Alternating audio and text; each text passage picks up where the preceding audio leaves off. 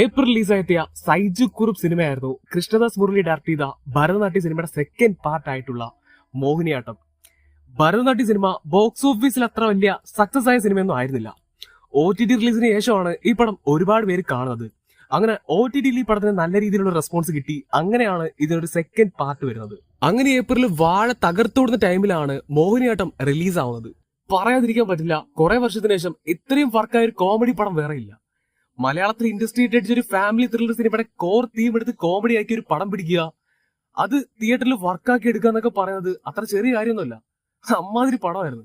വാഴ അത്രയും തകർത്തോടുമ്പോഴും ഈ പടം 50 കോടി ക്ലബിൽ കയറി. എങ്കിലും 100 കോടിയൊക്കെ അടിക്കേണ്ടതൊക്കെ ഈ പടത്തിലുണ്ടായിരുന്നു. അപ്പുറത്ത് വാഴ ഇല്ലായിരുന്നെങ്കിൽ അതും തൂക്കിയാണ്.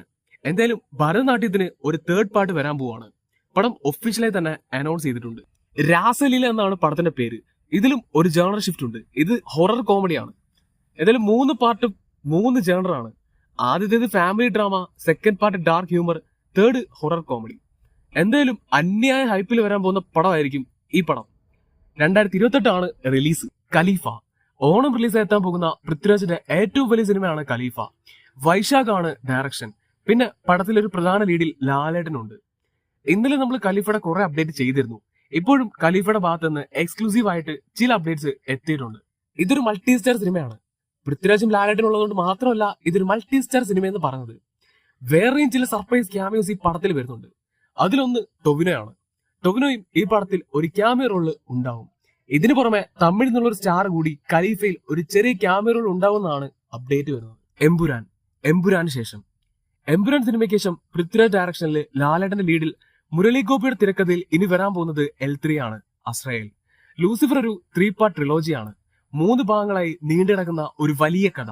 അതിലെ ആദ്യത്തെ 2 ഭാഗങ്ങളായിരുന്നു ലൂസിഫർ, എമ്പുരാൻ.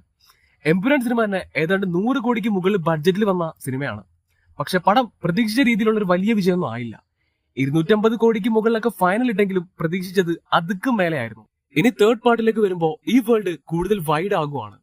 കഥ കേരളത്തിൽ നിന്നും കംപ്ലീറ്റ് ആയും ഖുറേഷി എബ്രാമിലേക്ക് പോകും. കൊണ്ടുപോകാനായിട്ട് ചൈനയിൽ നിന്ന് ട്രയാഡ്സ് ഒക്കെ വന്നിട്ടുണ്ട്. അസ്രയേൽ വരുമ്പോൾ അത്രയും വലിയൊരു സിനിമ ആയിരിക്കും. ചിലപ്പോ എമ്പുരാന്റെ കളക്ഷൻ പോലും അസ്രയേൽ ബഡ്ജറ്റ് ആയി വരും. അപ്പോ നമ്മുടെ ഇൻഡസ്ട്രിയുടെ ഏറ്റവും വലിയ സിനിമയായി അസ്രയേൽ വരാൻ പോവുകയാണ്. പക്ഷെ വൈകും. അതിനു മുമ്പ് ലൂസിഫറിന്റെ അതേ ടീമിൽ ഒരു പടം വരാൻ പോവുകയാണ്. പൃഥ്വിരാജ് ഡയറക്ഷൻ, ലാലേട്ടൻ നായകനായി അസ്രയേലിന് മുമ്പ് ഒരു പടം സംഭവിക്കാൻ പോകുന്നുവെന്നാണ് അറിയാൻ സാധിക്കുന്നത്. സൂര്യ 47. സൂര്യ നായകനാക്കി ജിത്തു മാധവൻ ഡയറക്ട് ചെയ്യുന്ന സിനിമയാണ് സൂര്യ 47. ഇപ്പോ ഈ സിനിമയുടെ ഭാഗത്തു നിന്നും മെയിൻ ആയിട്ട് 2 അപ്ഡേറ്റുകൾ എത്തിയിട്ടുണ്ട്. അതിൽ ആദ്യത്തെ അപ്ഡേറ്റ് പടത്തിന്റെ ടൈറ്റിലിന്റെ ഭാഗത്തു നിന്നാണ്. നേരത്തെ അപ്ഡേറ്റ് വന്നിരുന്നത് സൂര്യ 47 സിനിമയുടെ ടൈറ്റിൽ ഗലാട്ട എന്നാവുന്നായിരുന്നു. അത് ഏകദേശം കൺഫേം ആയതുപോലെ ആയിരുന്നു. എന്നാൽ ഇപ്പോ മറ്റൊരു ടൈറ്റിൽ കൂടി ഇപ്പൊ കറങ്ങി വരുന്നുണ്ട്. ആ ടൈറ്റിൽ സറവെടി എന്നാണ്. ഇതാണ് ടൈറ്റിൽ എന്ന് ഇപ്പൊ കുറെ റൂമർ വരുന്നുണ്ട്. പക്ഷെ നമുക്ക് കിട്ടിയ അപ്ഡേറ്റ് അനുസരിച്ച് ഗലാട്ട തന്നെയാണ്. അവസാനം കറങ്ങി തിരിഞ്ഞ് സറവടി വരാതിരുന്നാ മതി. കമ്പിത്തിരി പേര് സറവടി. അടുത്ത അപ്ഡേറ്റ് പടത്തിന്റെ റിലീസിന്റെ ഭാഗത്തു നിന്നാണ്. പടം ദീപാവലി റിലീസ് ആയിരിക്കുമെന്നാണ് അപ്ഡേറ്റ് വരുന്നത്. ദീപാവലിക്ക് തന്നെയാണ് ജയിലർ 2 വരുന്നത്.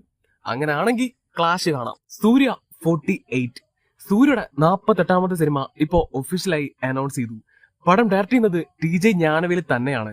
മ്യൂസിക് സായ് അഭ്യങ്കർ. പടം നിർമ്മിക്കുന്നത് ഹൊമ്പാലയാണ്. നേരത്തെ കിട്ടിയ അപ്ഡേറ്റ് അനുസരിച്ച് ഈ പടം ഒരു ബയോപിക് ആയിരിക്കുമെന്നായിരുന്നു. പക്ഷെ ഇപ്പൊ ഹൊമ്പാലയൊക്കെ വന്ന സ്ഥിതിക്ക് അത് തന്നെയാണോ എന്ന് ഒന്നുകൂടെ കൺഫേം ആവണം. എന്തായാലും ഹൊമ്പാലയുടെ സൂര്യ പടം എന്ന് പറയുമ്പോൾ എന്തൊക്കെയുണ്ട്.